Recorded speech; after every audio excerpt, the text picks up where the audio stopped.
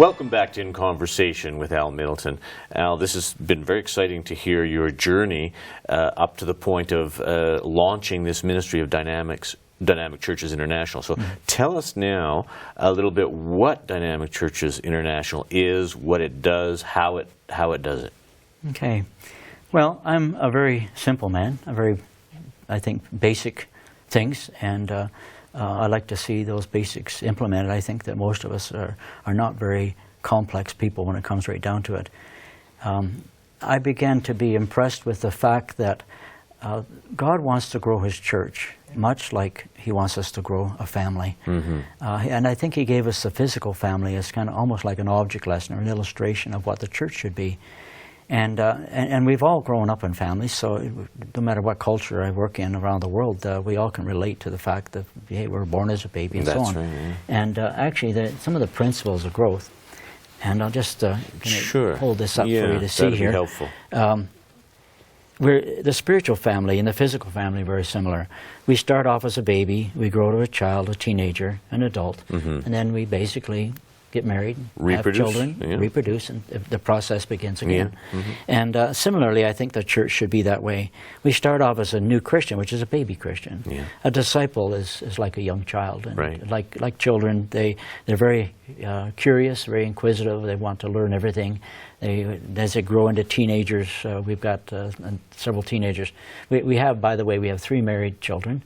My wife and I Mary's my wife, so we have three children. They're all married, and they have children of their own. We have 8 grandchildren. Wow. And our oldest granddaughter actually is married and has 4 children of her own. Oh, my goodness. So I know something of which I speak here.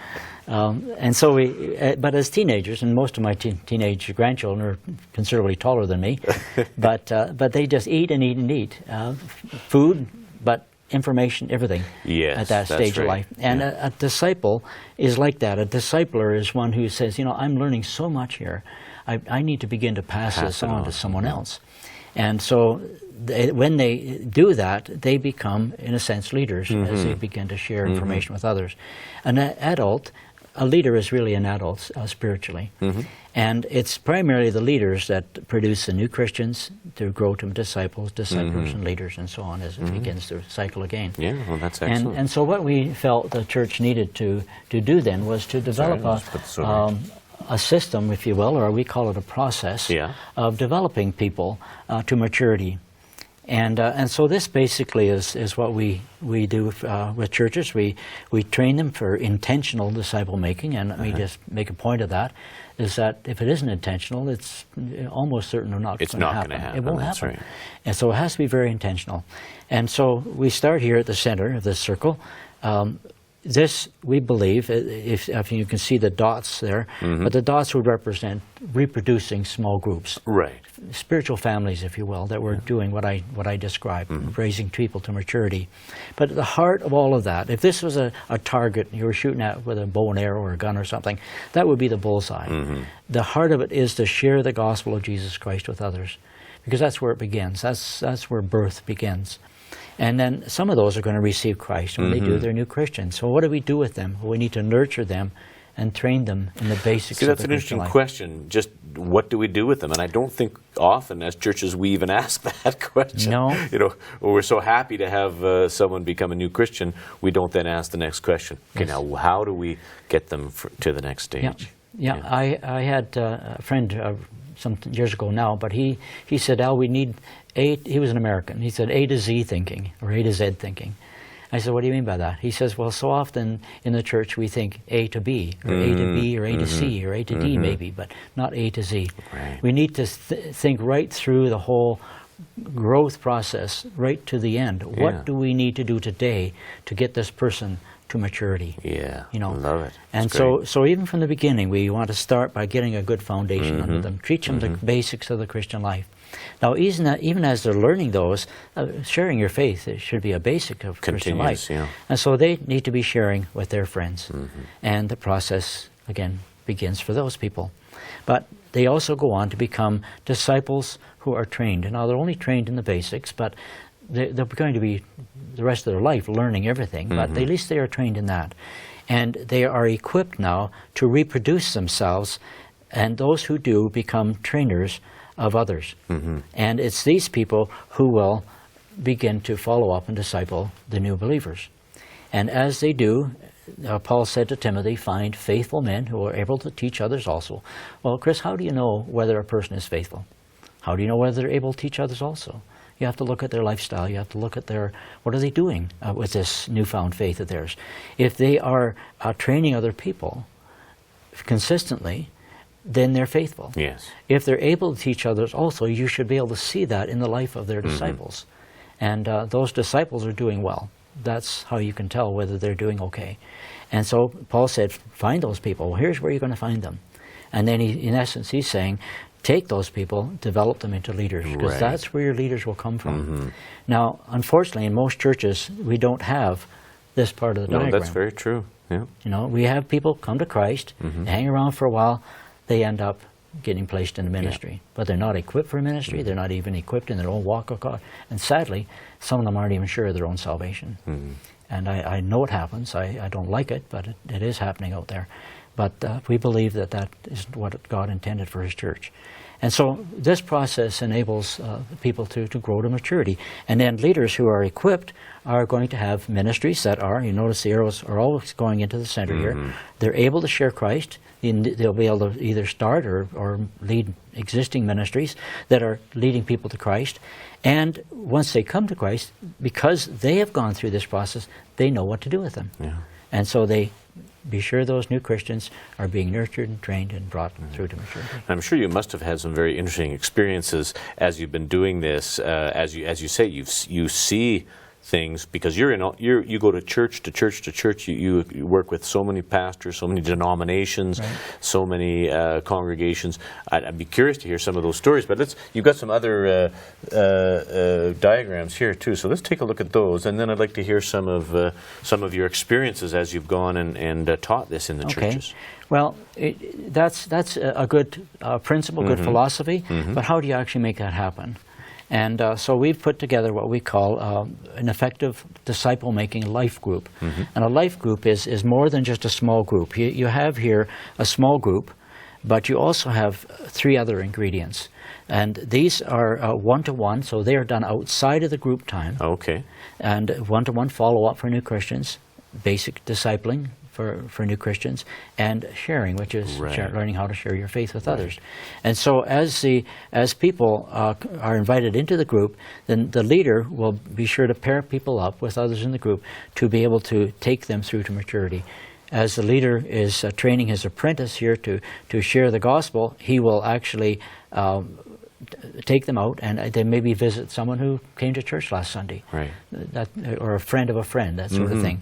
And if they're open, they would share the gospel, and they would, if they received Christ, they'd be brought into the group. Someone in the group would start following them up, discipling them, training them, and taking them through to maturity. As out of this really keeps the small group from becoming ingrown. Yes, exactly. Most small group, and I find this all over the world, most small groups have 3 ingredients: fellowship, prayer, Bible study. And nothing wrong with any of those. But what we've done is we've added evangelism training, so that it goes out beyond the group, which is great. And leader development. Yeah, super. And those 2 ingredients are the difference between life and death for the group. Most groups will just keep meeting and meeting and meeting until they eventually get bored with each other, and the group dies. A life group never dies, because it's not a pond, it's a river. We get new people coming in, others going out, because this group is going to grow, and it's not just growing numerically, but spiritually as well. And so what happens is that as the group grows, then the leader has been training the apprentice. The apprentice now can take the new group, or part of the group, the leader carry on with part of the group. Now you have 2 small groups who each can grow to a larger size. That's excellent. Now, you have some materials that you use for this process? Yes, we have one of the main things for the one-to-one is what we call the Dynamic Life Handbook. And this is actually made up of 3 books. There's making up those 3 arrows, the basic follow-up for new Christians. And so you have the basic follow-up, very simple lessons. It take about, if you and I were meeting, if I was meeting with you as a new Christian, we would take about half an hour getting acquainted, and then about half an hour to go through the lessons. So they're very simple lessons, but getting the new Christian grounded in their walk with God. And then the discipling is more intensive. You can see by the thickness of it here that Right. there's much more to it. And there's 9 lessons. And here they, for the most part, they do that on their own. Then when we get together, we would go over the lessons, make sure they understand, make sure they're applying the things they're learning. The application is totally key to a life change. You can learn intellectually, but your life doesn't change until you begin to apply what you learn. So application is very, very important. And then the third arrow in the other diagram is the sharing. And so here's how they learn can to share with others. Yeah. Wow. And so that's the main material for one-to-one. We do have studies for the small group. They're called life studies. There's 24 lessons, very simple lessons. Even a non-Christian could be in a group and feel quite a part of the discussion. And then we have actually 6 leadership books. Oh, wow. And I won't go into all of these, of course, but right from the basic philosophy of how you learn. Once you start a small group, the leader needs to learn to be a leader, but also train an apprentice. So important. There's coach training. There's what the pastor would use with the coaches as they look at the overall ministry of the church as to how are we reaching out? Are we actually reaching out, and are we making disciples? Are we not just making converts, but making disciples of Christ? And then this one is just a fairly recent book that we've put together primarily for our global staff. It's called the DCI Trainer's Handbook, which looks at how can we reach our city, how can we reach our nation. We actually have a ministry in Africa where I trained 8 men from all over Africa, and they are regional coordinators now. Each one is to reach their own nation, raise up a team of disciple-making churches and DCI staff to work with them. And then, having done that, as interest comes from other countries around them, to basically adopt about 4 to 5 other countries around them, and then help them do the same as they're doing in their country. And so it's exciting to see what God's doing in that whole thing. Over 20 years, you must have, you've been to so many churches, different nations. What are some of the stories that immediately kind of pop up in your mind as success stories, great stories, and maybe some things that saddened you? Not every place we've gone have been successful. I wish, again, I knew back then what I know now, but one thing we are very, very keen on now is that whenever we go into a country, we are looking for what we call a champion. Unless you have that person, as soon as you leave town, basically you take your ministry home with you. Right. And if you don't have someone there who's really caught the vision, for a national we're talking about, in that country, who says, I've just got to do it. I've had a number of people come up to me after some of our sessions and say, I've always known, God's told me I needed to see this happening in our country, but I didn't know how. Right. And now I know how. Yeah. And so I see that as a person with passion, with kind of zeal and commitment to get out there and make it happen. And not every place we've gone. I've gone, I think, 13 trips, not so much lately, but a number of years ago, into Ukraine. And there's been some good things happen there. One of our best churches at that time grew from 150 to 1,500 people in 4 years. Wow. And it wasn't just adding people. These were disciples and disciple makers they were adding because they were equipping them as they come. Which countries seem to be more open? Which cultures are more open? And what about North America? Is it a harder ground to kind of sow this message in? It is definitely more difficult here, and I've been often asked, and I've often wondered myself, what is the difference? And I think part of the problem is that we have so much here, not just in material things, but even in the church we have so much. We've got the best of everything and the money to buy what we need to put on the best programs or the best this, best that. And in many places where we've been most successful, they literally have nothing. Yes. And so once they receive Christ, it doesn't just become an add-on to their busy life, it becomes their life. Yes. And they are just so passionate about it. They've seen God changing, and we would see God change our lives more too if we just learn to depend on Him. Mm-hmm. I do think I experienced the same thing. I spent 3 years in Africa, and I find that here in North America we have so many things we don't depend upon God. We depend upon all the systems and the governments and the hospitals and things, and we don't. In Africa, the folks had nothing to lean on other than God, and that really made a big difference in their faith journey. It caused them to see the mighty hand of God, and I wonder if perhaps it'll take some of those things being withdrawn from us, some of the prosperity and blessings being withdrawn from our North American culture before we really start to see people reaching out to God. I think you're right. I don't wish this on North America, and not on our children and grandchildren. As I look at what's happening in our world, I will be somewhat surprised if we don't see some very, very hard times in the years ahead. And the church is going to probably go through some very difficult cleansing time, probably. A lot of persecution, that sort of thing. I hope that doesn't happen, but in a sense, I hope it does. Because I've seen what happens in a culture when we're stripped of nothing, or everything but God. We're stripped of everything but God. I think we are seeing it more and more. I think if we looked with a prophetic eye, we would see that these things are coming. And I warn my children, they won't have it quite the same way that we've had it in terms of easiness. But as you say, that crucible will perhaps produce some tremendous fruit in the church. It always does, it seems. Yeah. Now, what's something that really sticks out to you? A church, a person? Take a look back in the last 20 years, and who's someone or a church that really strikes you as being a good soil that you planted in? Well, right here in Canada, right here in Calgary, I would say Centre Street Church is probably one of our best North American models. It's one of the largest churches in Calgary, isn't it? Or if not the largest. I think it's actually the largest church in Canada right now. I'm not sure. Is that right? I believe it is. But they were about 350 people when I was asked to come and present our ministry to the church board. And Pastor Henry Shore, at that time, he had been the youth pastor. The senior pastor basically had just resigned, and they asked if he would become the senior pastor, asked Henry. And so it was just around that time, I think just after that we went and did a presentation of the church. And Pastor Henry has shared with me that set a direction for them of disciple making, of small groups, one-to-one discipleship, which we have worked along with them. Now they're a big church, and they've got lots of exposure to other big churches around the country in North America and so on. And so I certainly hesitate to say that we were the only influence. We certainly weren't. We were just one small seed that was planted in a way. But that has been a significant factor in not just the numerical growth, but the quality of growth, the spiritual growth of the people.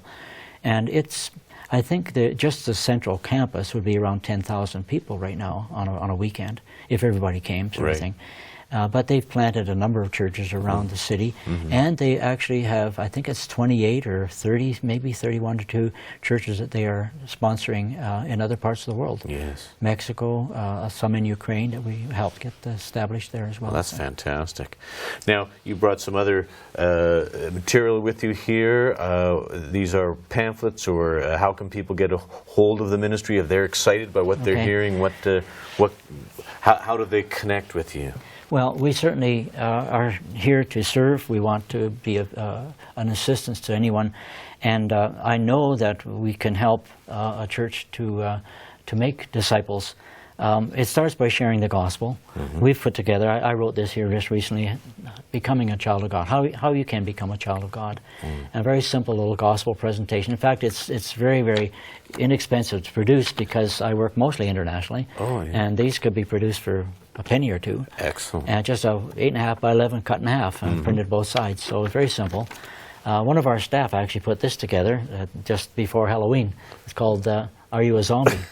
And it's amazing how the response is getting to it, especially from young people, but not just young people. Oh, really? But it's well done, and because most people are the walking dead, spiritually for sure. And a lot of young people come up there and say, I think I'm a zombie. That's great. Anyway, this is a brochure that we've just we have that just gives a bit of an information on our ministry and how you can contact us and so on. But our ministries here in Alberta, Airdrie, Alberta, very simple. We don't have an office tower or anything. We work out of our home, so very simple. But we can work very effectively with any church, large or small. Church planters, whoever that are interested in getting going. Our address is Dynamic Churches International, 164 Stonegate Close, Airdrie, Alberta, T4B 2V2.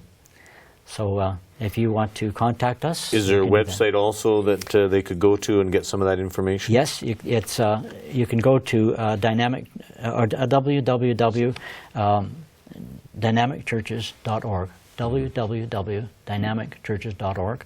A lot of our resource materials are actually downloadable. Really? That's good. For free on there. And we have pretty well everything in English, and we have several other languages as well, some Spanish, some Dutch, and so on. Now, you're working in dozens of countries around the world, so this offer, in a sense, is open not just to people in North America, but anyone who, through the World Wide Web, is watching this and says, hey, this is what I've been looking for, one of those champions that you're talking about. They can get in touch with you, and you'll work internationally as well as locally. Very definitely. We regularly I'm getting emails from people who have heard about our ministry. How can I help them? Well, I'm a long ways away from wherever in most cases, but I'm usually able to send their contact information to one of our representatives that's either in their country or a country nearby. And so, yes, we're looking for people who really catch a vision for this and say, you know, I want to see our nation transformed. We have what we call a sunrise strategy, and it's basically how you can reach your entire nation. And so if you have people out there that are interested in doing that, then by all means have them contact or go to our website and connect with us. That's fantastic. Now, Al, have we forgotten anything? Is there something burning that you inside that we've forgotten to touch on? Well, I think just kind of a closing thing, I would say, God said, go into all the world and make disciples. He didn't say just go and evangelize. He didn't just say go and plant churches, although that's a good, both are necessary. He said make disciples. And I often tell people, you know, sometimes they'll say, oh, but it's very difficult in our country. And I say, well, you know, Jesus didn't say go and make disciples if it's easy. I say go make disciples. Do whatever you have to do to make disciples. Because when the Lord comes back, He's going to know whether we were faithful, and that's the main thing He's given us to do. I think this is going to really resonate with a lot of people, and especially pastors who really are wanting to see that but don't know quite how to do it, don't have the tools to do it. I think it's going to cause a lot of inspiration as people I hope so. listen to this. That would be wonderful. And I appreciate all that you've done in this ministry, even as I say personally in my own life and in the life of our church. It's been a real blessing. So thank you so much for what you're doing, and thank you for joining us here today. All right, thank you for the opportunity. And thank you for joining us in Conversation with Al Middleton.